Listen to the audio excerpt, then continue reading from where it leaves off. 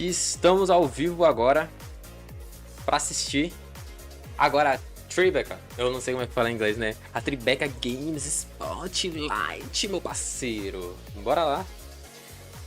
Vamos comigo. Summer Gaming. A voz.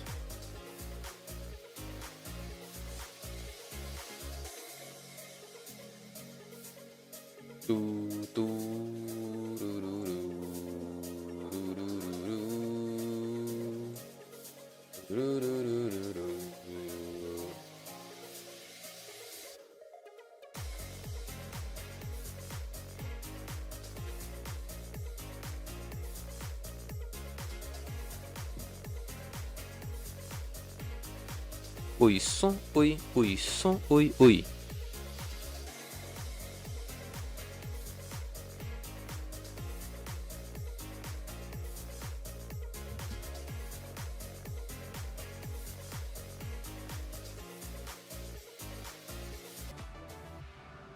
Boa!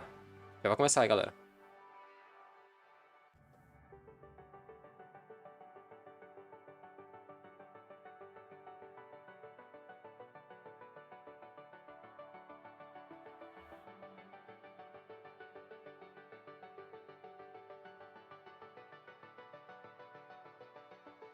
E aí, o que vocês estão achando? O que vocês acham que vai ter de legal, de bom e pá?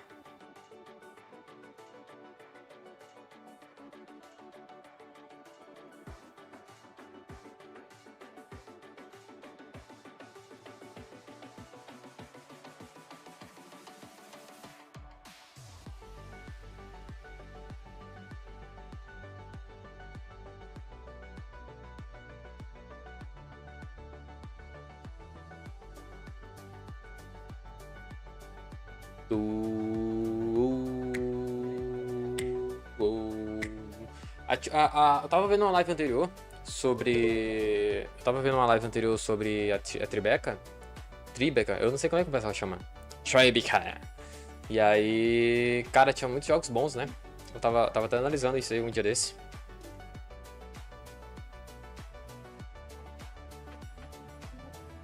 Agora não sabemos se esse evento vai ter alguma coisa, né? De fato.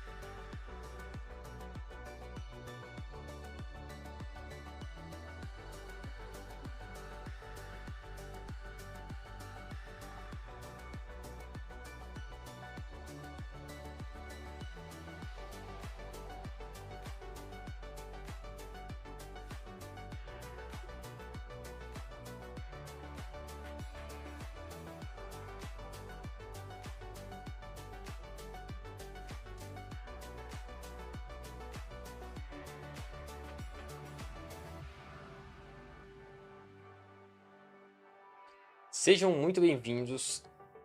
Vai começar agora, só tá faltando uns 11 segundos. Ixi, 11 minutos. Ei.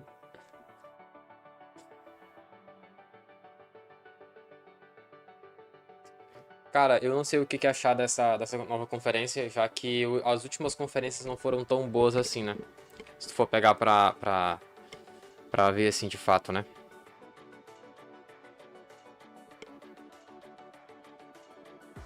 Mas qualquer coisa, já deixa um like, comenta, compartilha, se inscreve. A gente tá sempre fazendo vídeo, sempre trazendo conteúdo. No momento eu não tô podendo fazer muito conteúdo, pelo fato de que eu tô fazendo faculdade, tô trabalhando também, então provavelmente eu vou estar sem tempo pra nada. Então, se você puder também compartilhar, comentar aí o que você tá achando das últimas showcases que teve, né? Que foram não foram tão boas assim, né? A gente tem que falar a verdade. Mas que teve um jogo aqui e um ali que me surpreendeu muito, né?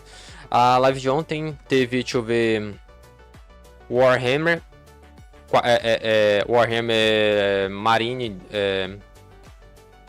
não sei o que, Marine 2. Teve o Toxic, eu acho, Toxic, alguma coisa assim, Toxic. Que era um Black 4 Blood para 4 jogadores, multiplayer, era muito legal, os gráficos estavam bem bonitos. Não sei o que mais, deixa eu ver. Alan Wake 2, ontem, né? Explicando mais como funcionava e tudo mais, né? Teve um Witcher Fire, alguma coisa assim, que é muito parecido com como é que é o nome daquele do Play 2, aquele jogo? Dark Watch, né? Muito parecido com Dark Watch, muito parecido mesmo, né? Teve o que mais? Eu tenho que me recordar ainda. Mas teve muito jogo ontem. Muito jogo ontem. Deixa eu ver se eu anotei. Não gosto de anotar.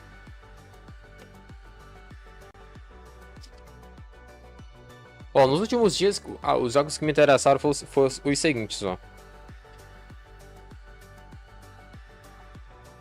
Remnant 2. Remnant, eu não sei pronunciar o nome desse jogo. Remnant.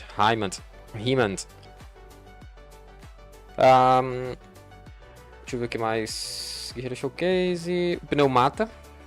Pneumata parece um jogo muito bom. Pneumata. Eu não sei como é que se pronuncia. Outro jogo.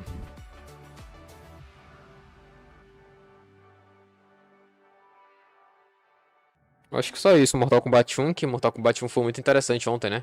Mortal Kombat 1 foi o seguinte. O Mortal Kombat 1, ele apareceu, ao meu ver, não sei se isso vai ser exatamente assim no final, mas que ele não tem mais load em tela de carregamento. Na hora que você vai selecionar um personagem, depois vai selecionar um personagem secundário, que agora é estilo Technical Fighters, tipo Naruto, que dá pra chamar alguém pra combar, né? Os combos são muito importantes em jogo de luta. O que teve mais?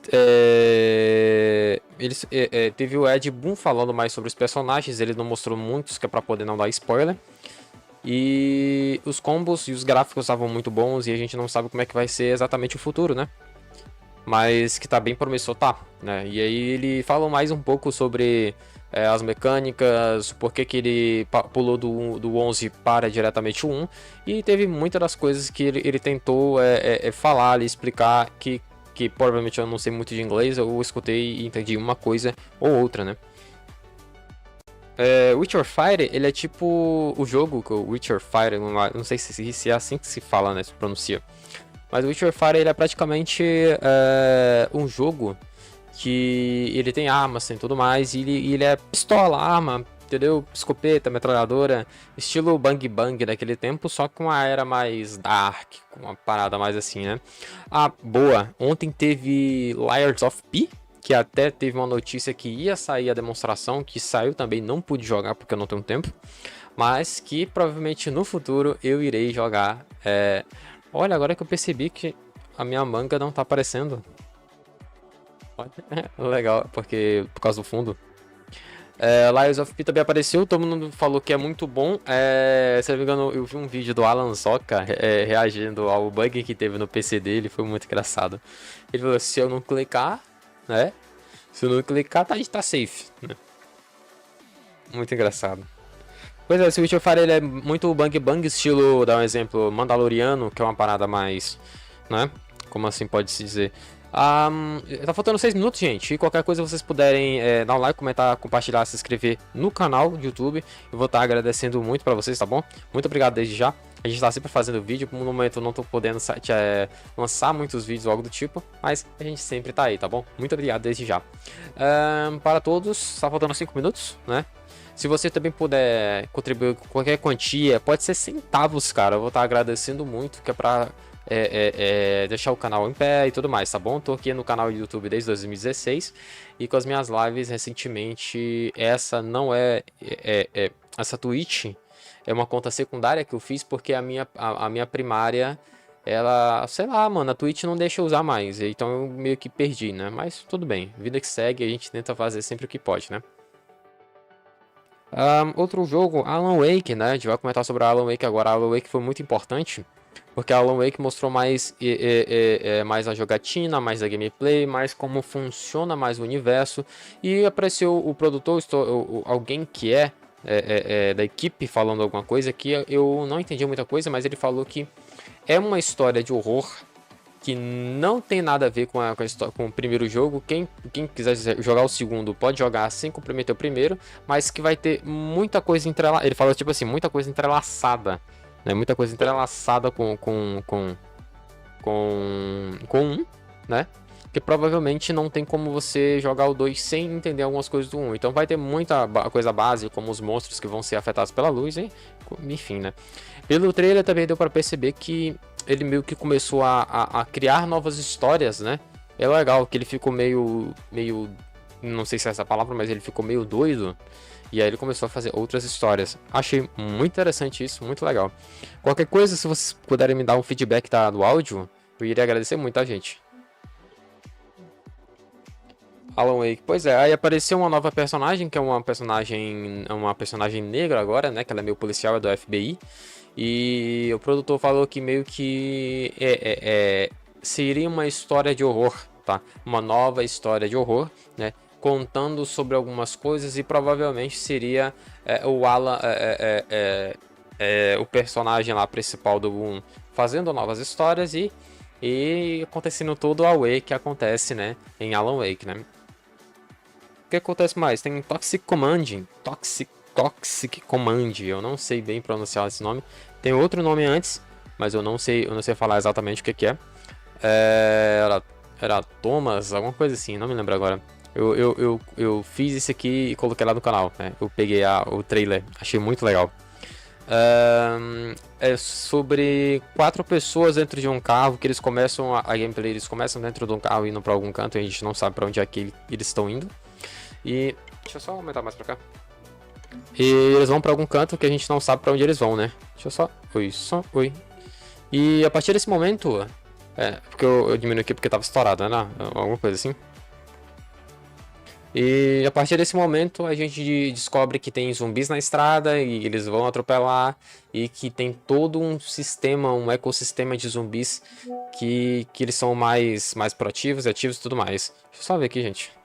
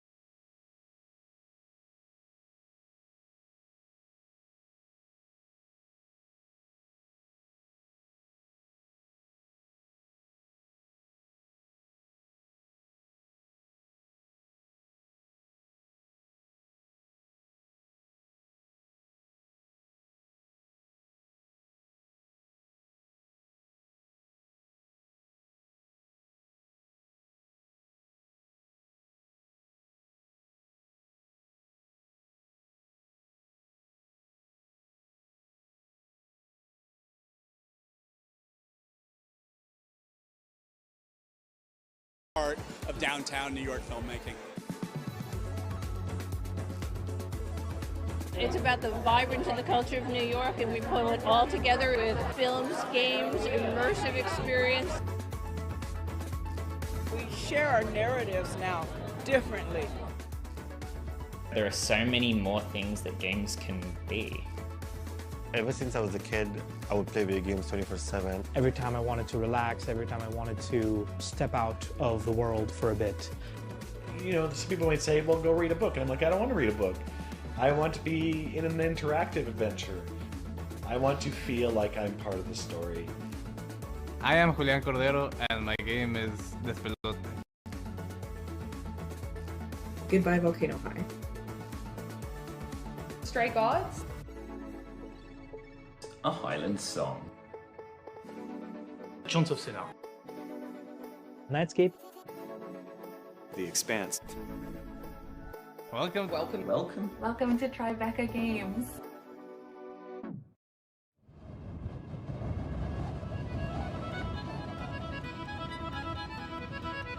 I must have climbed the hill behind the house 100 times.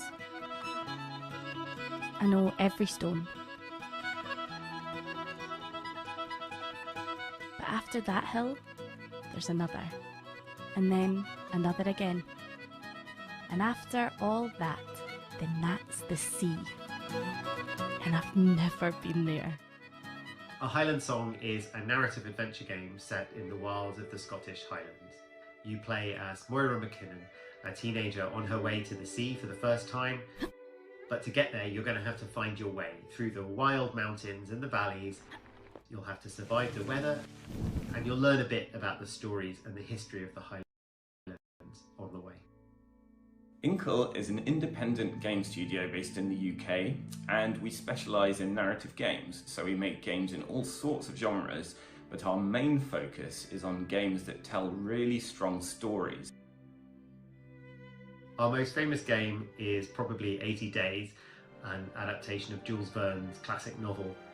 The main hook of 80 Days is that you can go around the world any way you like. The way that Highland Song works is extremely similar to 80 Days. You start in one particular point and you can choose all sorts of different routes through the Highlands in order to reach your goal.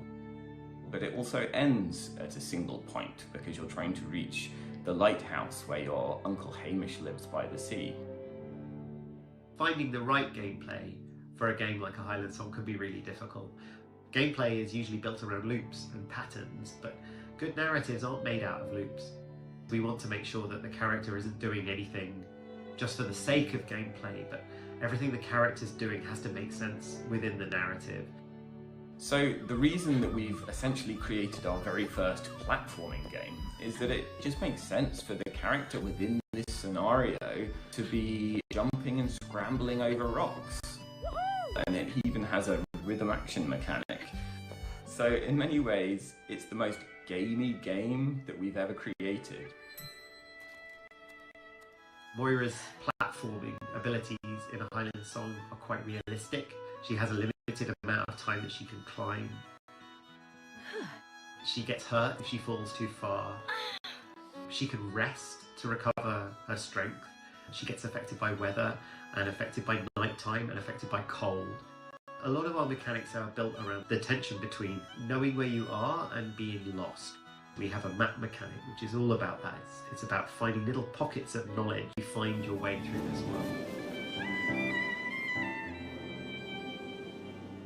At Inkle, we've always loved hand-drawn 2D illustration. We love how expressive it can be, especially for characters. Even when we made 3D games, we still had 2D characters because we loved the overall effect.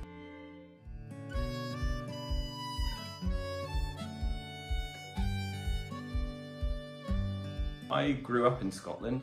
When I was a teenager, I went up into the Scottish Highlands with 3 friends and we got lost and we had to stumble through rivers and bogs. It was really quite a chilling, scary experience. My parents are art historians and there was always one painting in particular that they had that I used to love as a child. It had a little ruined castle by loch and these Scots pine trees and this golden brown colour palette that was just so characteristic of the region. And so going for a really painterly aesthetic was a way to capture that. The more modern take on that is the digital paintings of concept artists such as Paul Scott Canavan, who we worked with on this project. And he came up with this really beautiful way of hand painting rocks and trees and grass and then assembling them as a huge collage, but then all built up so that the overall effect is of a painting coming to life. When people play a Highland song, I really want them to come away with a strong sense of the place, the Highlands themselves. There's this tension in that place between being full of story and history and the marks left behind by people, whether that's ruined farmhouses or whether that's just the names attached to the various peaks and the stories behind those names, which often go back a very, very long way indeed. When I first kind of conceived of the game, I tried to forget everything about what games we'd made as a studio before, what games are out there, and I just tried to imagine, what do I want on my Switch for me to play right now? And pretty much a Highland song, as the way it looks and feels, popped into my head, and I can't be prouder of what we've created.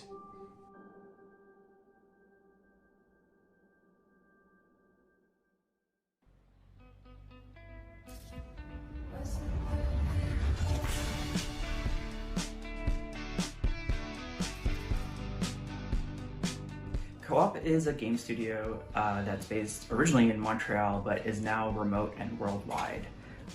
It is a cooperative. Basically, that means that we make all major decisions together. We decide whether we want to work 4 days or 5 days. Spoiler alert, we decided to do 4 days a long time ago. We present concepts when we are starting to put together things, and we all vote on what we think is what everybody would like to work on. And you feel more attached to what you're making because you voted for it, you chose it. It was really important for us to feel like this was a different space where people actually could be the voices behind the games that we make. We are the makers of some charming, fun games like Winding Worlds and Nog and the upcoming Goodbye Volcano High. Goodbye Volcano High is a cinematic visual novel about dinosaurs in their final year of high school. At the start of the year, they find out that a meteor is coming. And the game is about asking yourself, what would you do if you had 1 year left? Who would you be? Who would you want to love? And how would you want to go out? I vote yes. I don't think this is a voting type situation. I mean, it does kind of belong to all of us. Or it was supposed to. It does. You did a great job. So, what do you say, Fang? We chose dinosaurs for Goodbye Volcano High for a couple of reasons. Originally, when we presented the game to everybody else, it was meant to be a dating sim because, like, at the time, this was kind of like the hot thing to work on was dating sims. And then we were like, hold up, here's the hook. It's a dating sim with dinosaurs at the end of the world. As soon as you start talking about a meteor, even though the characters are unsure what's going to happen, you know it's going to happen. And that was really important to us because we wanted to make something that could tap into the anxiety of our current times. And dinosaurs was a really great way to create that metaphor instantly. As it went on and we became kind of more ambitious and more interested in making what we actually like, we were like, what if it's an anime and we tell a story that isn't necessarily so focused on dating, but really goes deep into the emotional aspects of the end of the world. So high school already feels like it's the end of the world to most people, so it wasn't really that hard to hone in on the teen angst.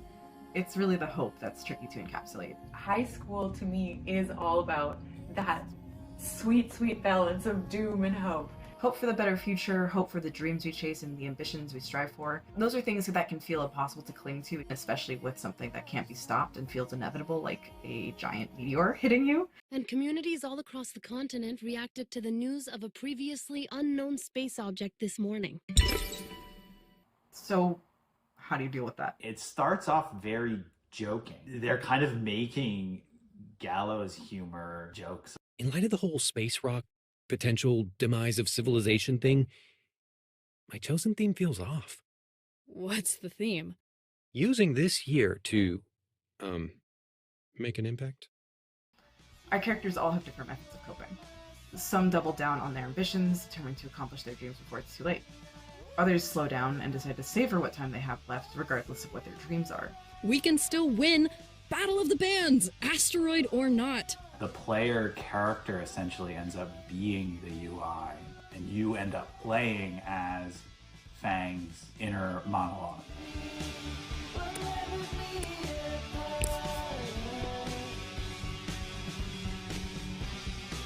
I think this means she's rooting for us? Music is really important in Goodbye Volcano High, and I would actually say music is really important to our studio and all of our games. It's core to our DNA, and music is central to the identity of the people who make the game, and so it is central to the identity of the game itself and the characters within it. There's no performance in this game that is separate from the narrative. It is essentially the same as having a scene of dialogue, but you're playing music. We never climbed, we never fell.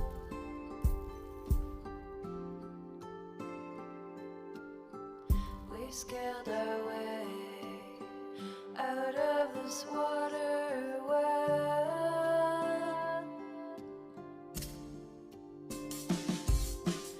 Fang is kind of gearing up for their future as a musician, and then realizing that they may not have a future anymore. So those two things are kind of clashing in their brain for the music they're creating and singing in the game.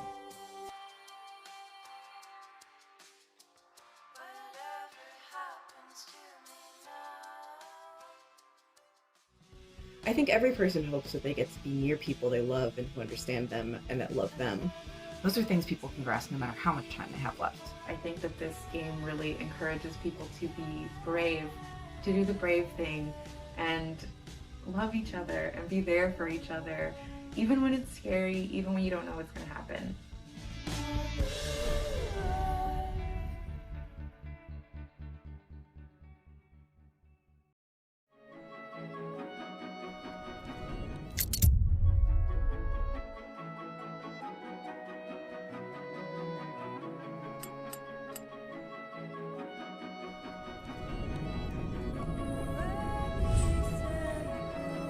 Bonjour, je suis Julien. Bonjour, je suis Thomas. Nous sommes les cofondateurs de Rundisk et nous sommes ici pour vous parler de Chants of Scénar. Avec Chant of Scénar, nous avons voulu proposer une aventure originale basée sur le mythe de Babel. On a essayé de vous plonger dans la peau d'un voyageur qui débarquerait dans un pays complètement inconnu. Tout au long de son ascension, le joueur va rencontrer 5 peuples différents. Chaque peuple a ses propres coutumes, sa propre histoire et évidemment sa propre langue. Comme chacun de ces peuples parle des langues différentes, ça fait des siècles qu'ils ne se comprennent plus. Une partie du jeu et de l'aventure va consister à comprendre les raisons de cette division et peut-être essayer de rétablir l'harmonie dans la tour.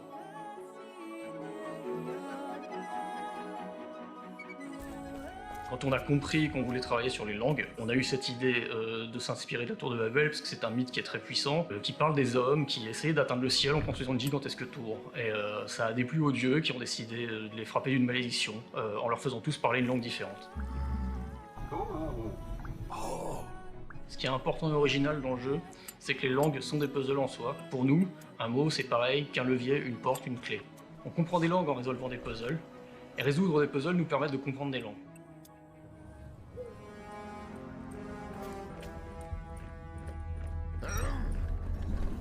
Chant of Scénar est avant tout un jeu d'aventure. Au-delà de l'aspect puzzle, le joueur devra explorer l'environnement, interagir avec différents personnages et participer à des scènes d'action et d'infiltration.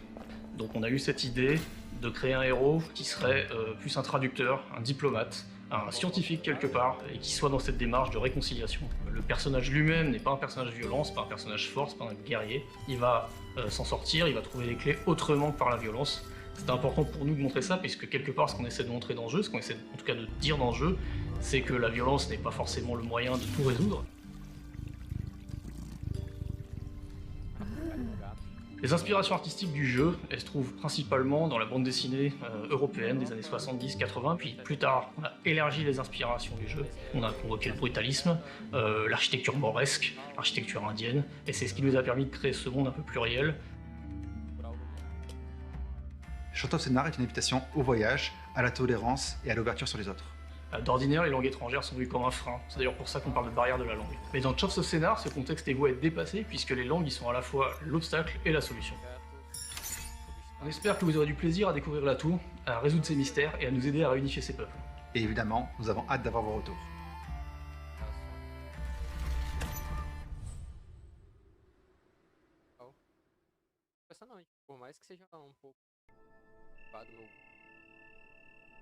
Nightscape is a 2.5D atmospheric adventure game where the ancient Arabian night sky loses its light.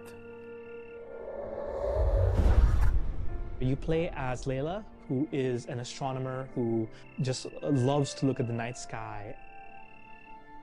As Layla, players wield a magical astrolabe, restoring stars back to constellations in order to seek a path home. A key stellar cast member is the Goat Kid constellation. The Goat Kid decides to accompany Layla in her journey. These days, people do not know much about constellations and the stories behind them, especially Arabic constellations. They're different from the Western or the Greek constellations. And so we've had a big research task finding out what those constellations mean, what the backstories are, and finding out how we can turn those ideas into gameplay elements. The importance of the sky is having this sky-ground connection. Having Layla use the constellation's abilities to solve puzzles and help with Layla in defeating enemies. The game being 2.5D, you can actually walk into the screen. There's a lot there that allow them to make the game very cinematic. This is a brand new experience for me, building a team from the ground up. We found an amazing level designer in Nabil and a coder in Idris. And very recently we found our technical artist in Zaki, and those three are the powerhouse of the studio. And I think it's really genuinely amazing that we found those guys who are willing to work with us in Doha. I was very unsure about the amount of talent for making video games in the Middle East. And I think we got super lucky finding the team that we did. For me, it all starts with a story and pictures that triggers my imagination. It triggered immediately some music in my mind. Beautiful Middle Eastern melodies to take them in, the makams, to combine them with harmonies, Western influences as well, that it comes together as a blend. In my mind, designing sound is a bit like playing with clay, like trying to model this clay, this sound, manipulate, edit, cut. For example, the hook shot is mostly made by a tree branch, the footstep of a scorpion walking, which is a mix of knife and stone. The voice of a scorpion is my voice, actually. And then overly processed. When the scorpion attacks, when the scorpion dies, that's my voice. We're trying really hard to make the game feel magical, particularly the parts where the player is trying to figure out the puzzles. Being in a country like the Philippines where my hometown had about zero pollution, so looking at the stars was one of my hobbies, which is why Nightscape appealed to me a lot. There's about 65 million people in the MENA region who play games, and there's a very, very sparse amount of content being developed from within. We want to push that boundary, and we want to create fun and meaningful games with the Middle East in mind, utilizing its culture and rich traditions and history to really inspire ideas for games going forward. And ultimately build a bridge towards understanding the Middle East better.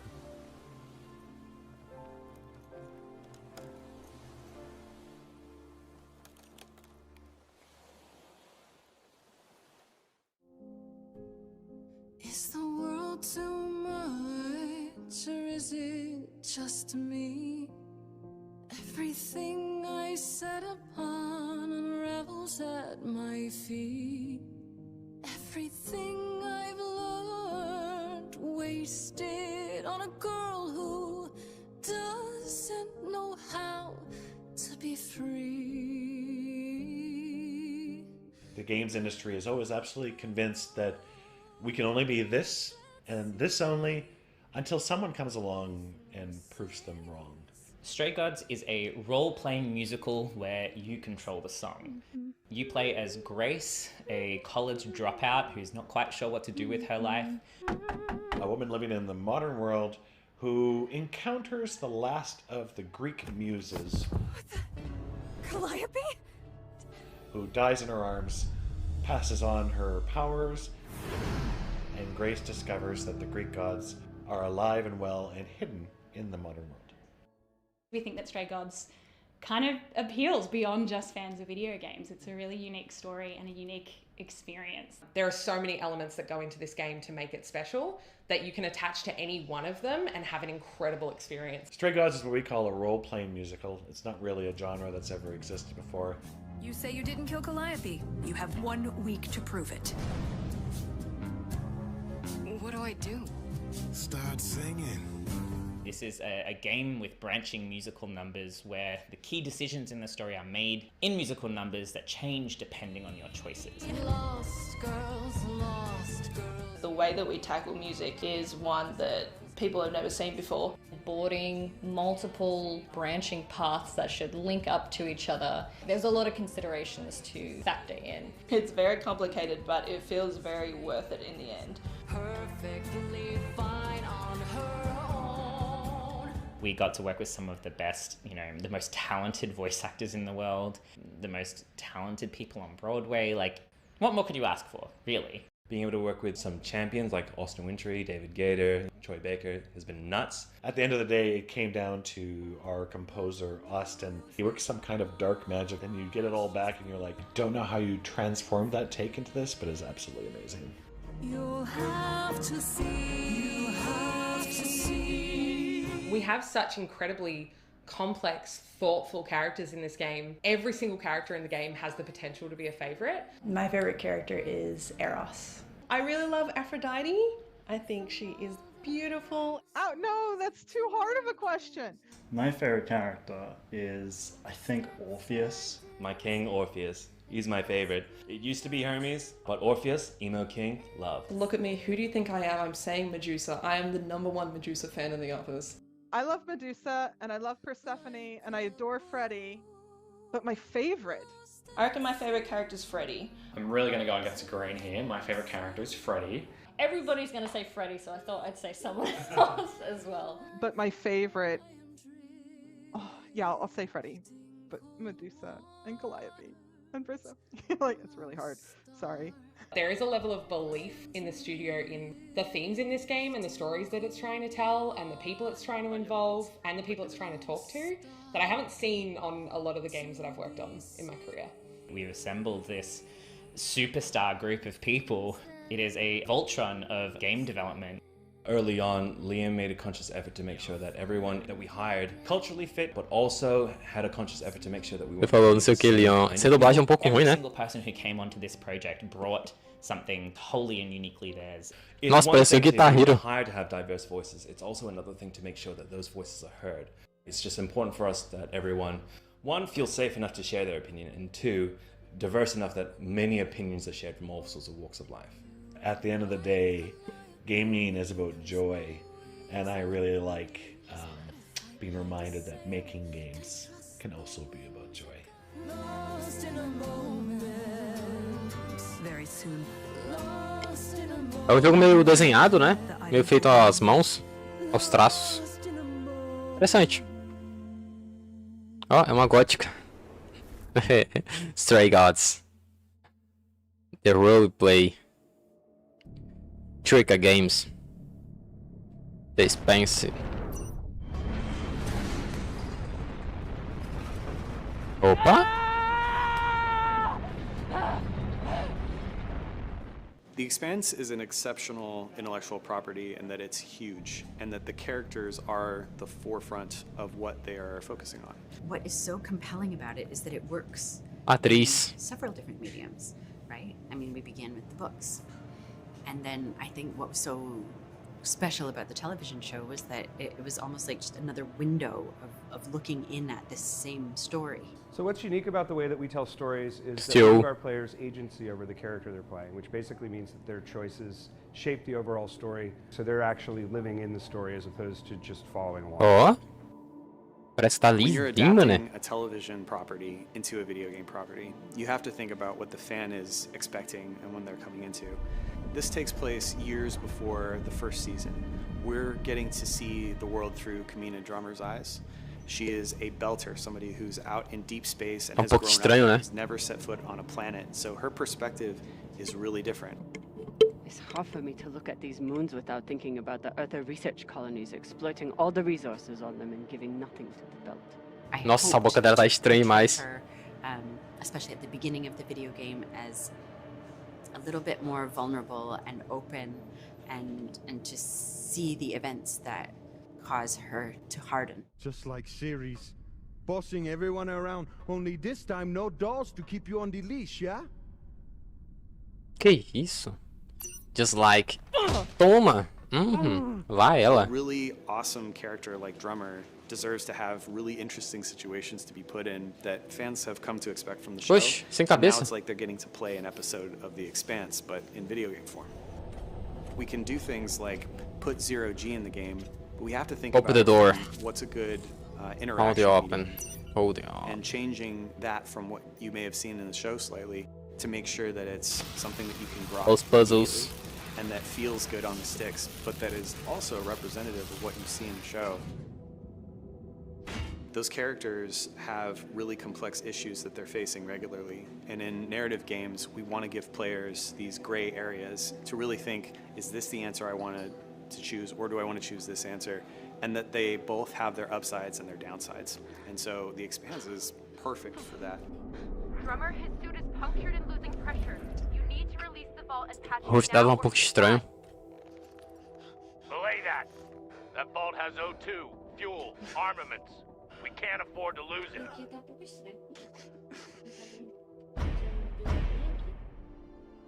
It was a really interesting challenge to come at the same character in a completely different medium. Deck 9 is a video game studio. We are known for our narrative, our characters, and our motion capture technology. It's a completely blank white room. You've got some tape on the floor, maybe a few things made out of wire to show where a door frame might be or something like that, but otherwise it's pure imagination. I assume you didn't come here to talk about crystals. We have a new target. What is it this time, El Dorado? The Fountain of Youth? Let me guess. The Falcon Horde of Venus? The UNN Urshanabi. Cap believes there's something valuable on board. Something that we are really excited for people to experience in the Expanse of Telltale series is the emotional performance that we're getting from our actors that comes through with our technology and from our animators that really bring out the personality in these characters. I work for you, but you don't own me. Believe me, I'm well aware. Just want to make sure you're not having second thoughts about our deal. Caramba, a voz é muito parecida, né? We're equal partners. We pay the crew, the costs, and the overhead. The rest is 50-50. You and me. I mean, that's the joy and the beauty of a job like this, is that I get to play. We're hoping that you form these bonds with these characters and that they are something that you carry with you after you're done playing the game and you're thinking about it later. That to me is always a testament of good storytelling is, am I thinking about it long after I experienced the game itself? Da Spencer. A Telltale Series. É mais como se fosse aqueles de escolha, né? Tribeca Games. Despelote. I am Julián Cordero, and I'm the lead developer and programmer in Despelote. Despelote is a game about soccer, and it's a slice-of-life adventure game set in 2001, when Ecuador was really close to qualifying to the World Cup for the first time. Everybody was incredibly excited about this moment, and you see it through the eyes of an 8-year-old kid kicking a ball around with your friends in the park. ¿Vamos a jugar? When I was growing up, I played a lot of soccer. In Ecuador, the culture of soccer is very big, and if you're a boy and you're not playing soccer, it's like hard to make friends. A lot of like my best friends I made were through playing soccer. Futebol para crianças. But then when I moved to the US, Legal. I wasn't really watching or playing soccer for a few years. That sort of made me like take a step back from it. I sort of like realized this, and I was like, oh, like this had such a big role in my life. I wanted to make this game to sort of like figure out what it was that was really interesting about soccer growing up. When I started making the game, the first thing I focused on was this like relationship with the ball, and like making the ball like this physical object that you're kicking around. Oh. More than like Legal. like a soccer match, I knew that I wanted to just like your relationship Futebol em with the primeira ball, pessoa. and like how that sort of then relates to your environment. Immediately was thinking, okay, what should it look like? And there was this artist and musician, Sebastián. I really liked his work. My name is Sebastián Balbuena, and I am in charge of the art in Despelote. That includes 2D animation, 3D modeling, and also the music. This is actually the first video game I have ever worked in.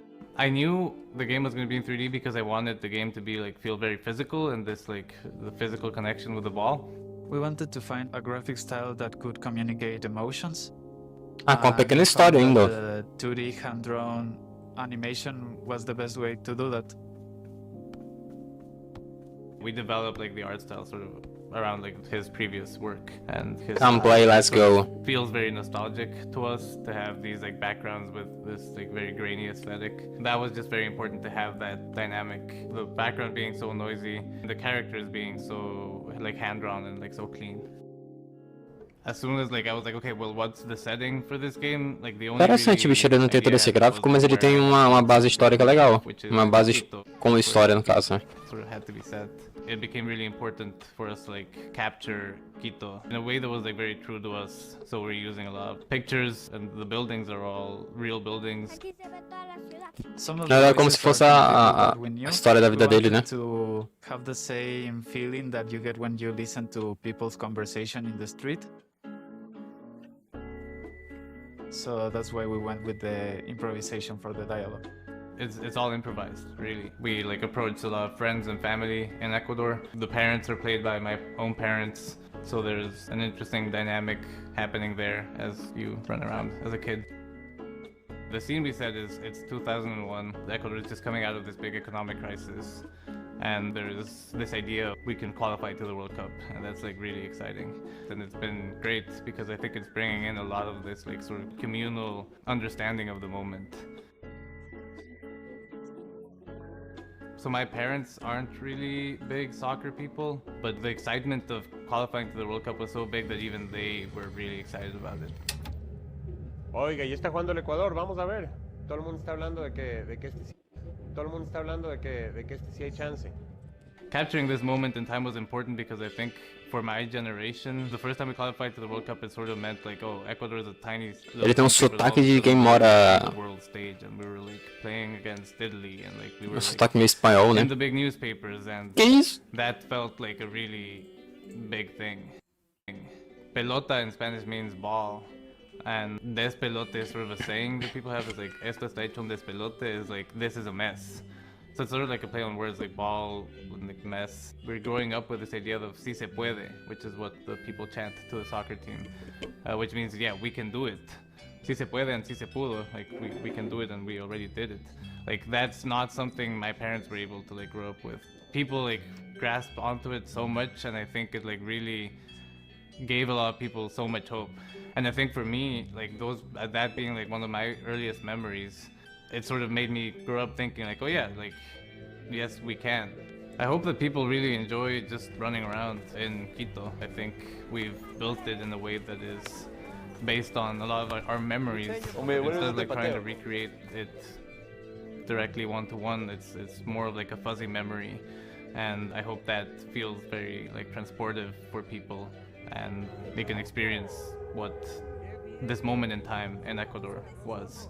and how I felt through that time. Ya sacaba. Ese Cavieres, ahí está sacándose la camiseta.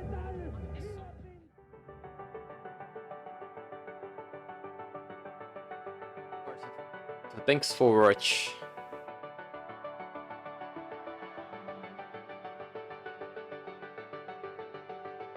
Mas já?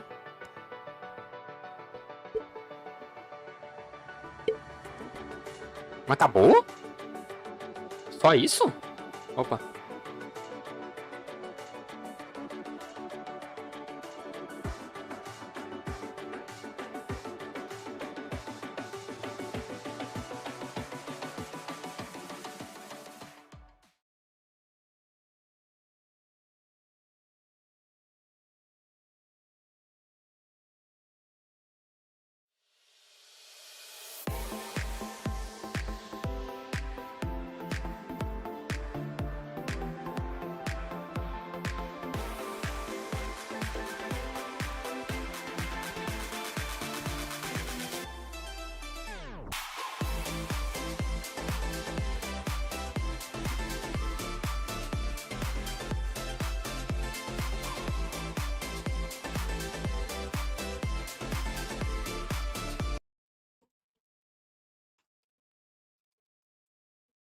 Um pouco triste, né? Pensei que teria mais ou algo do tipo. No fim não foi essas coisas não.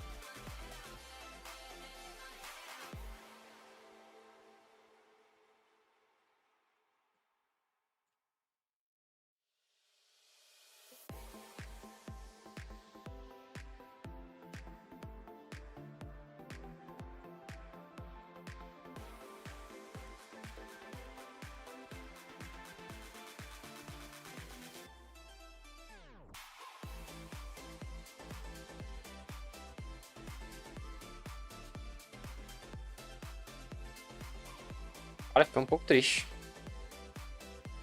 Na moral mesmo.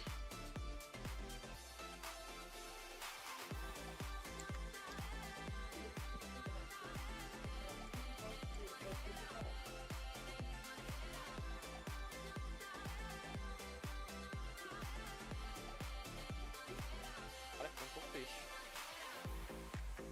Na moral mesmo.